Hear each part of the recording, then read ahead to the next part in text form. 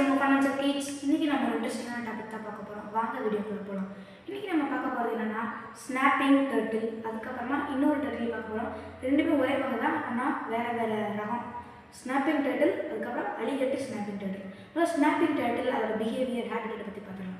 முதல்ல ஹேபிட்டில் பார்க்கலாம். Snapping turtle வந்து ரெயின் ஃபாரஸ்ட்டில் தான் வாழும்.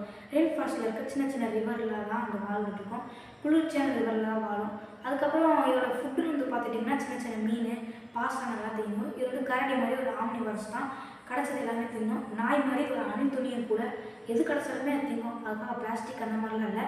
சாதாரணமாக ஒரு சாப்பிடக்கூடிய பொருள் எது கிடச்சாலுமே அது உணவாக இருந்தால் அது என்ன வேணால் தின்னும். அது பசிக்கு தான் பார்க்கணும், நம்ம நாக்குக்கு பார்க்காது.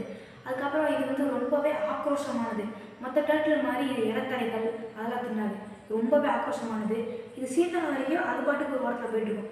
இது தூக்கும்போது கூட ரொம்ப இது பார்த்து தான் தூக்கணும். இதை நம்ம கொஞ்சம் சேஃபாக ஹேண்டில் பண்ணாமல் கொஞ்சம் ஸ்பீடாக ஹேண்டில் பண்ணோம்னு வைங்களேன், உடனே நம்மளை கடிச்சிடும். வைல்டு ஃப்ராங்கு அந்த மாதிரி அனிமல் சேனல்லாம், டிஸ்கவரி சேனல்லாம் போடுறதெல்லாம் நீங்கள் பார்த்துருப்பீங்க. இந்த டர்ட்டில் நிறையா வரும். வைல்டு ஃப்ராங்க்னு ஒரு ஷோவில் அந்த தூக்கி காட்டுவாங்க. அது அப்படி எப்படி கடிக்க வருதுன்னு பாருங்கள்.